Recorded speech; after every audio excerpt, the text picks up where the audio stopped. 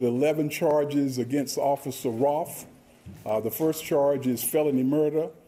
A decision announced Wednesday in Atlanta on charges in the fatal shooting of Rayshard Brooks. A Georgia County prosecutor says fired police officer Garrett Rolfe is now facing more than 10 charges. The possible sentences for a felony murder conviction would be life without parole, or the death penalty.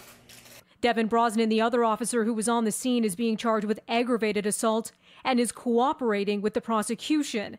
Also revealed at Wednesday's news conference, the prosecutor says based on video evidence, Rolfe was seen kicking Brooks while he lay on the ground, and the other officer stood on Brooks's shoulder. Police say Brooks failed a sobriety test after he was found asleep in his car in a Wendy's drive-thru, then resisted arrest. Brooks tried to flee after a struggle with officers before grabbing a taser from one of them.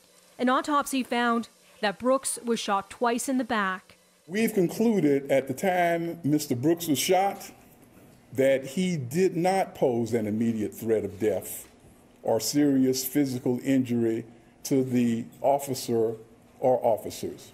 Days ago, in the immediate wake of the shooting, Atlanta's police chief resigned, the officer who pulled the trigger was fired, and the other officer involved was put on administrative leave.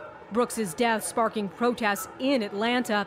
Over the weekend, the Wendy's restaurant where Brooks was shot was burned down. Demonstrations reigniting after weeks of worldwide demonstrations against racism and police brutality prompted by the death of George Floyd in Minneapolis. For City News, I'm Melissa Duggan.